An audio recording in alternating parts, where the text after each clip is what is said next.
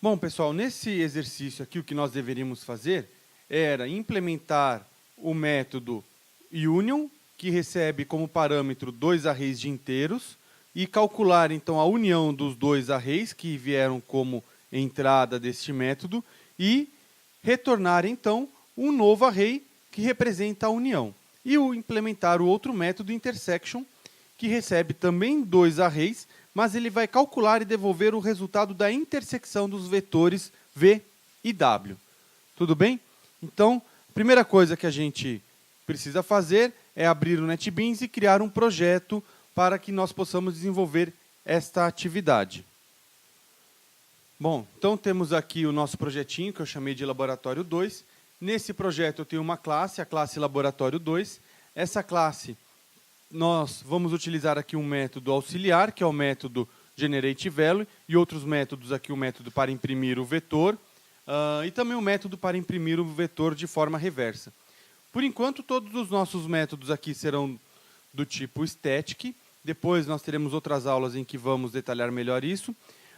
E vamos implementar aqui, então, o método GenerateVector. Nesse caso aqui, vou gerar valores aleatórios preenchendo o nosso vetor de acordo com a variável n que nós recebemos como parâmetro aqui. Então, criando aqui o nosso array de inteiros. Vejam o detalhe aqui da sintaxe, como que nós trabalhamos dentro do Java.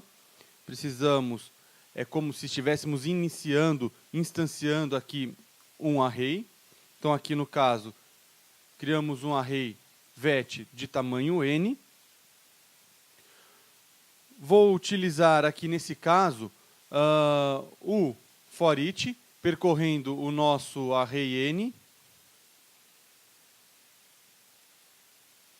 Vou utilizar aqui, no nosso caso, um array. Vou utilizar aqui, no nosso caso, um for tradicional para percorrer todo o nosso array. Então, o nosso contador vai de i até n. E aqui o que nós vamos fazer é, para cada posição do nosso array, nós vamos receber um número aleatório. Vou utilizar aqui o método random da classe math. Lembrando que esse método random da classe math, ele retorna um número randômico aleatório entre 0 e 1. Então, dessa forma, e sendo entre 0 e 1, logicamente é um número double. Se o nosso array é um vetor de inteiros, então nós precisamos aqui fazer uma conversão, uma operação de casting para o nosso número randômico. Antes de converter, vou multiplicar aqui por 100, para que a gente tenha aqui diversos números. E, para cada posição do nosso array, nós vamos receber um número aleatório entre 0 e 100. E retornamos aqui o nosso vetor. A função de impressão do array, vamos utilizar aqui, então, o método foreach para imprimir todas as posições do nosso array. Então, vamos utilizar aqui o método systemout, println, e nós vamos aqui printar os valores aqui do nosso array. Já para printar a ordem reversa do nosso array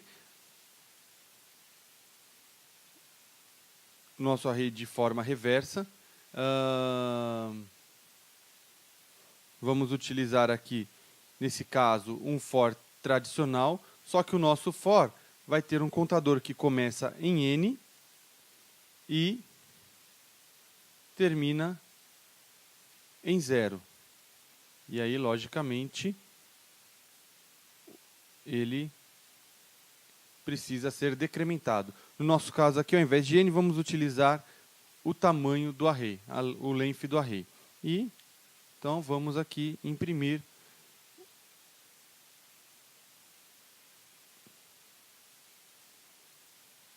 o nosso V de I.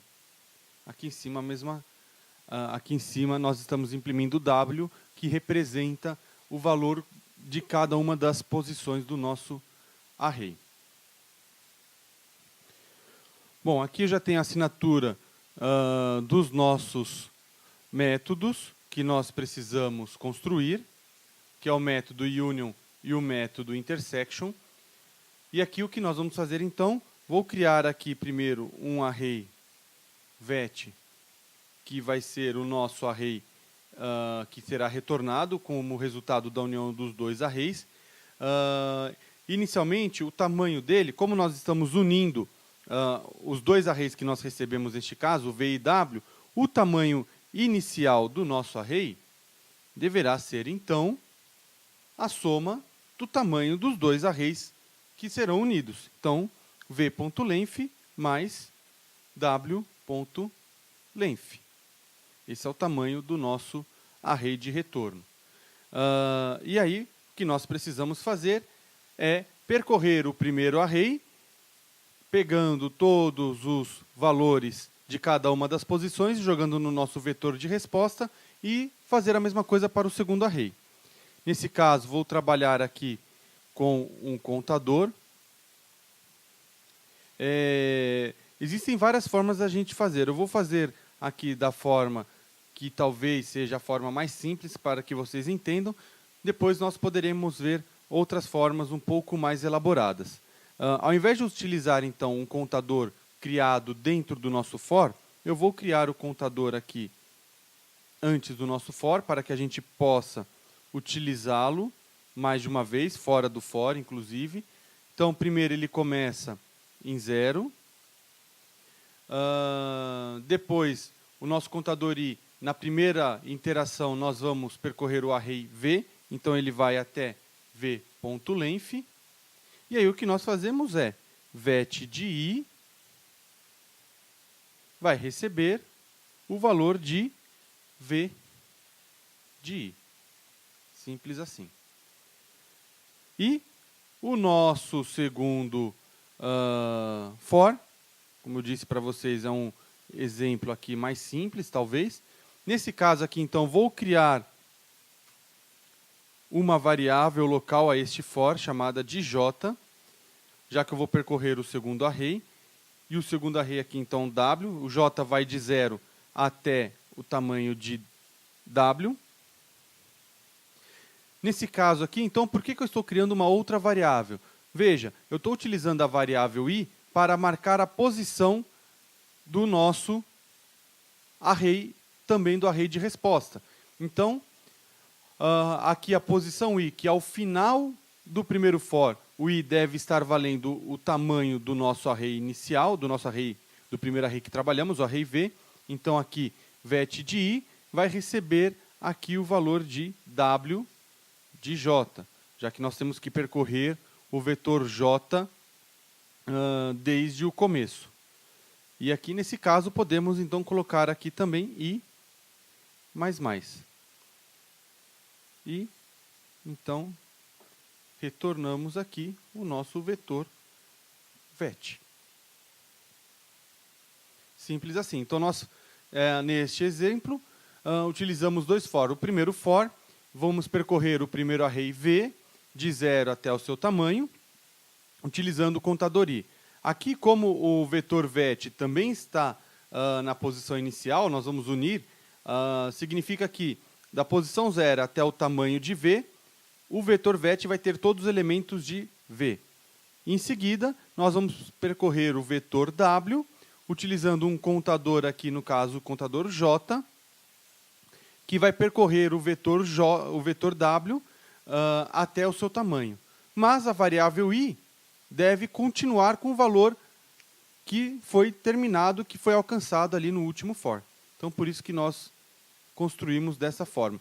Como eu disse para vocês, é um exemplo um pouco mais simples, que talvez a maioria de vocês consiga entender dessa forma. Depois podemos ver aqui outras variações aqui dentro dessa mesma aplicação, dentro deste mesmo exemplo.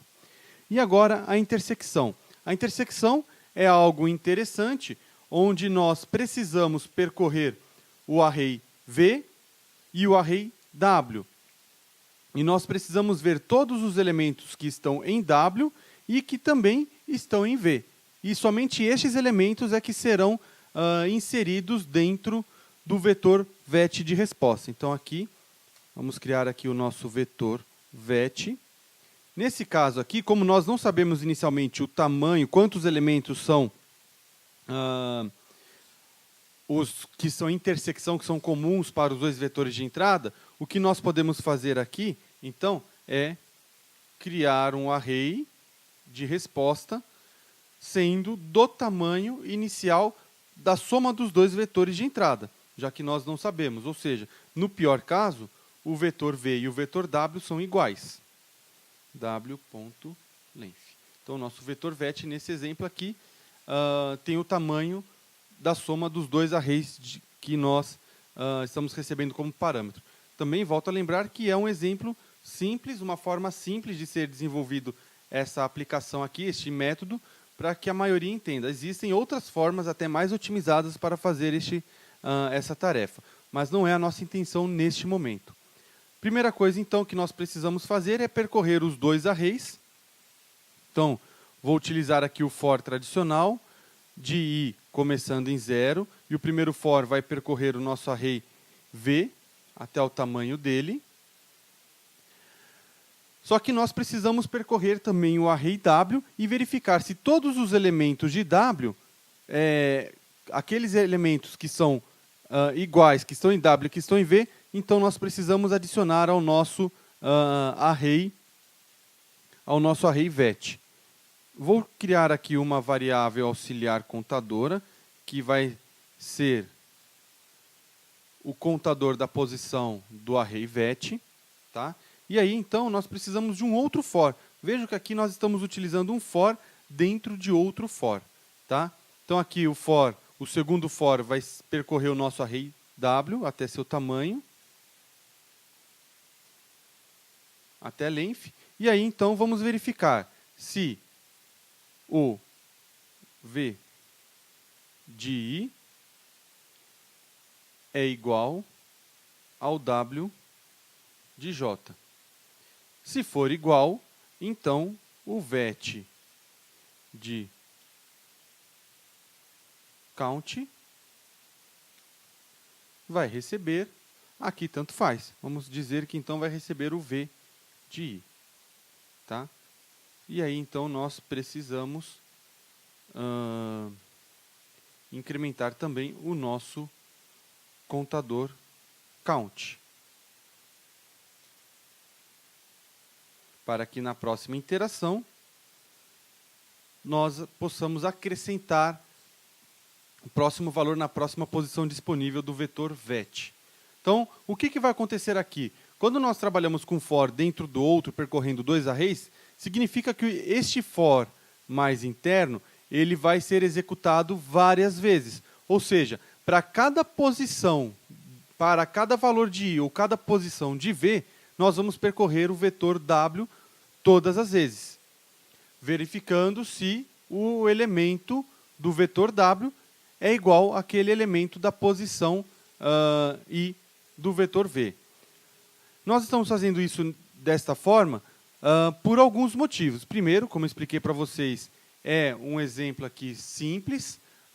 Os arrays eles não estão ordenados, não sabemos se, e não temos também essa restrição, se existem elementos duplicados ou não. Então, nós estamos aqui apenas exercitando o uso do for, do if e dessas condicionais aqui e dessas estruturas. Tá? Então, aqui, retornando VET. Vamos verificar, então, aqui o nosso exemplo. Então, aqui, vamos criar aqui o vetor int v, vai ser igual ao generate vector. Vamos criar um vetor aqui de 10 posições. E vamos criar aqui int w, que vai ser igual também ao generate vector de 10 posições. Vamos criar aqui um pouquinho menor, só para simplificar, de 5 posições. Aqui faltou a indicação de que é um array, já que o nosso exercício recebe um array. Bom, então aqui agora vamos fazer um teste, verificar aqui como que funcionam os nossos métodos. Então aqui chamando a função printVector para imprimir o vetor v. Lógico, depois de ter gerado o vetor v e w, utilizando a nossa função generateVector, são vetores de tamanho 5. Então imprimimos aqui o vetor v, o vetor w. Chamamos aqui então o método união, que vai unir o vetor v e w. Lembrando que esse método union retorna como parâmetro um array de inteiros. E nós estamos passando diretamente esse array de inteiros para a função printVector também. Da mesma forma, para a intersection, fazendo a intersecção de v e de w. E aqui um caso particular, fazendo a intersecção do vetor v com ele mesmo. Justamente porque, como nós estamos usando valores aleatórios para gerar o array, então podemos ter o caso aqui de não ter nenhum elemento de intersecção. Então vamos rodar aqui e vamos ver aqui, ó, o vetor v, 21, 86, 78, 65, 25, o vetor w. Vemos aqui que nesse caso aqui realmente nós não temos nenhuma intersecção, né, olhando assim ao olho nu. A nossa união, o retorno da união, até aqui o vetor v, logo em seguida o vetor w, e a intersecção, a primeira intersecção do array v com w. Vejam aqui que todas as posições são zero, ou seja, não houve intersecção. No outro exemplo aqui, verificando a intersecção de v com ele mesmo, vemos que aqui então realmente retornou os elementos da posição v. Veja que estes outros zeros aqui nada mais é do que o restante do nosso array de retorno. Lembrem que no método intersection que nós assumimos foi que o tamanho do vetor de resultado seria o tamanho de v com w. Então, como ele só teve intersecção aqui com os elementos de v, o próprio v está printado aqui e o restante zero. As outras 5 posições estão zeradas, porque não houve intersecção. Bom, pessoal, é isso aí. Esse foi o nosso exercício. Bons estudos para vocês. Nos vemos na próxima.